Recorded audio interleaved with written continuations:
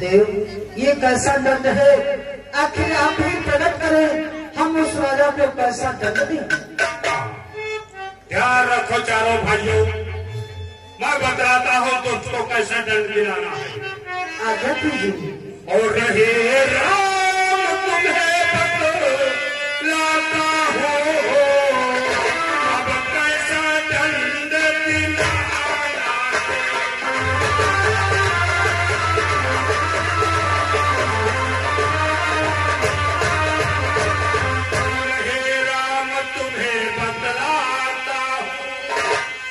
कैसा दंड दिलाना है।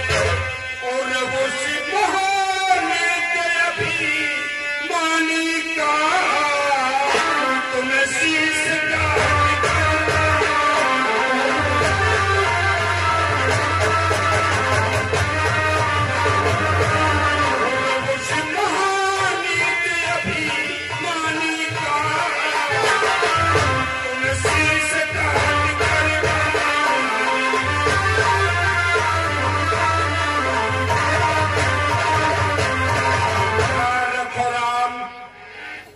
सूर्यास्त होने से पहले उस दुष्ट राजा चंद्रकेत का शीश काट करके हमारे चरणों में लाना होगा। लेकिन गुरुदेव इतनी छोटी सी बात और इतना बड़ा दंड आखिर क्यों गुरुदेव? ये कोई छोटी सी बात है? हम पर बीती तुम क्या जान सकते हो? फिर भी तुम चारों भाइयों ने मेरे चरणों की सौगंध खाया है। जय रघुवंशियों की आन को निभा रहे हो, जय रघुवंशियों की परंपरा को निभा रहे हो। इसी अयोध्या में अनेकों राजा हुए, जैसे सगर दिलीप फकीर जैसे महान राजा हुए। उन्होंने अपने आन के लिए जान को त्याग किया है, परंतु रघुवंशियों की आन को नहीं जाने दिया। इस जगह पर गुरु गुरुजनों का अपमान हो, उस जगह पर ठहरा अर्जुन नहीं चला। ठहरो गुरुदेव ठहरो, तुम तो भली प्रकार से जानते हो गुरुदेव, हम श्रीमान मदन गुप्ता कारीगर और एसपी यादव कारीगर ये 10 रुपए का पुरस्कार दे रहे हैं हम। हे गुरुदेव आप तो भली प्रकार से जानते हैं हमारे तो रघुकुल की रीति है कि रघुकुल रीति सदा चले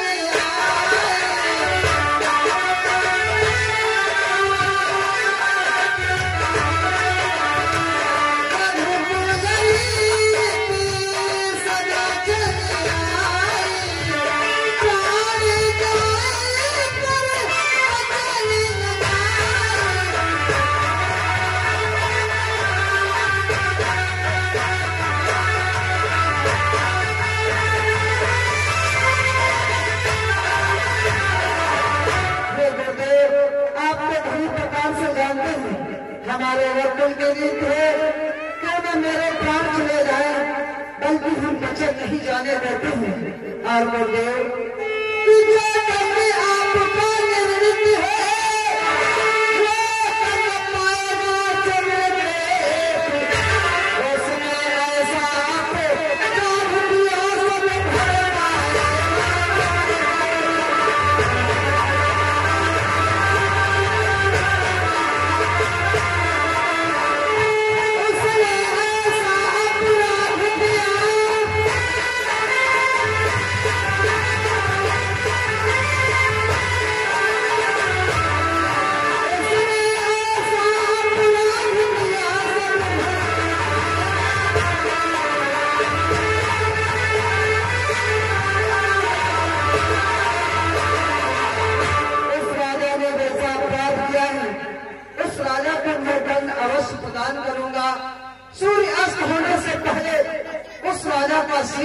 आपके चरणों में होगा। हाँ बेटा राम, यही उम्मीद लेकर तुम्हारे पास आया।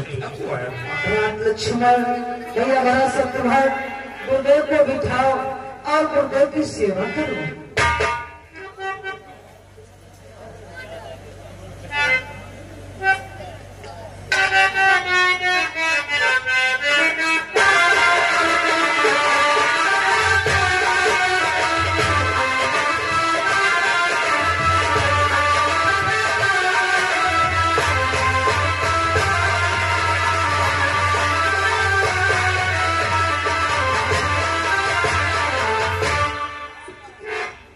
हे भगवान, इस देवर्षि नारद का प्रणाम स्वीकार हो।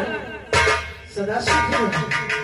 देवर्षि नारद, आज सुबह सुबह अयोध्यापुरी में कैसे पदार्पण हो गए? हे भगवान, मैं तो तीनों लोगों में भ्रमण करने वाला और तीनों लोगों में भ्रमण कर रहा था। मैंने सोचा कि चलो चल करके प्रभु के दर्शन करते हैं, सो आपके दर्शन हो गए। देवर्षि नारद, तुम हमारे मार्गदर्शन हेतु तो आए हो या फिर कोई नई लीला लेकर के आए हो? नहीं भगवान, आप तो तीनों लोगों के स्वामी, परंतु मैं नई लीला। देवर्षि नारद, जब तुम्हारे शब्द में यकीन अगर मगर लग जाता है तब तो हमारे हृदय में संशय उत्पन्न हो जाता है। हे भगवान, संशय वाली कोई बात नहीं है, ना तो कोई शंका की बात है, परंतु हे भगवान, जब मैं आपके दरबार में आ रहा था तो मेरे कानों में कुछ आवाज पहुंची। तो आपके घर आ गया हो तो दास आपसे निवेदन कर सकता है भगवान। कैसा निवेदन प्रकट करो? हेलो यादव मदन गुप्ता कारीगर, यशवी यादव कारीगर, मऊ की तरफ से चलते हुए सीट पर 10 मुद्रा दे रहा। धन्यवाद। सुनो भगवान, कि प्रभु वर मुझको भी बतलाओ, तन किसे का खंडित करना है।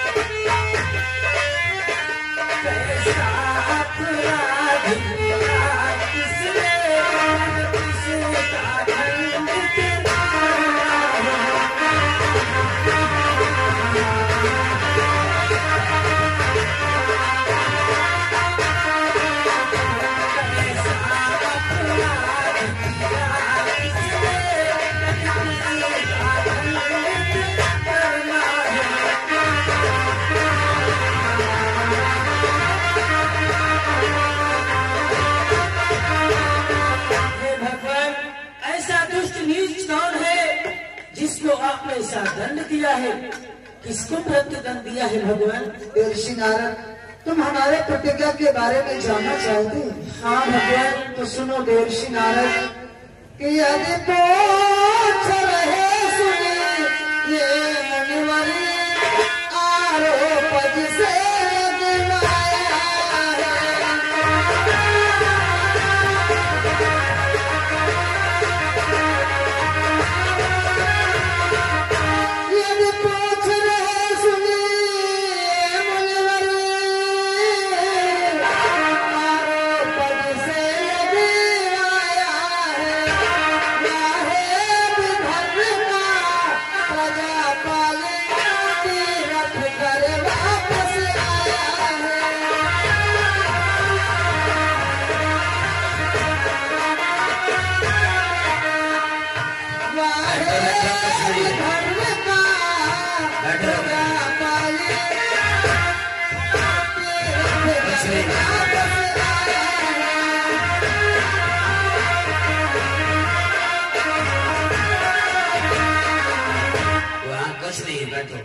बैठो।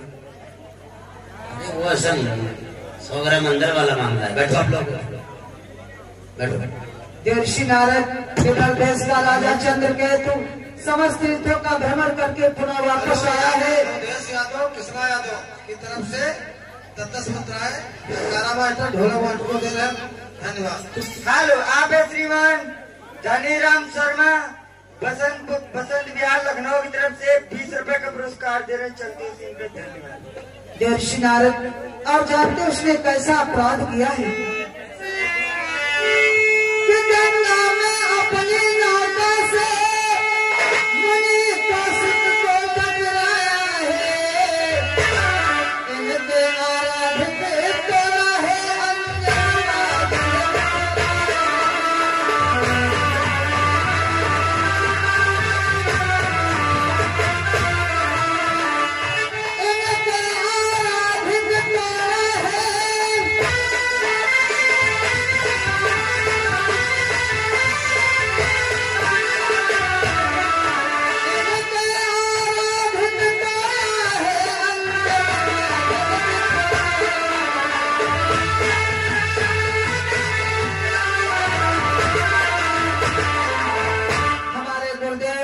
कौशिक मुनि जी ये सूर्यदेव को जल अर्पित कर रहे थे, उस राजा ने ऐसा इतना बड़ा दुस्साहस किया, अपने नाव के द्वारा ऐसी ठोकर मार दी कि हमारे गुरुदेव का अंजल का जल बिखर गया।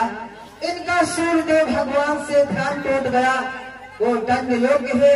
हमने गुरुदेव को वचन दिया है कि सूर्य अस्त होने से पहले उस राजा का शीश गुरुदेव के चरणों में होगा, सो अवश्य होगा देवर्षि नारद, ये हमारी प्रतिज्ञा है। हे भगवान, एक इतनी छोटी सी बात पर और एक राजा को मृत्युदंड, क्या ये छोटी बात? हाँ भगवान। क्या कह रहे देवर्षि? भगवान, एक छोटी सी बात और उस राजा को मृत्युदंड, हो सकता है उसे धोखे में ऐसी गलती हो गई हो और उसको मुनियों को क्षमा कर देना चाहिए था, राजा था और गुनाह हो। हे भगवान, ऐसा मृत्युदंड इतनी छोटी सी गलती पर नहीं देना था भगवान।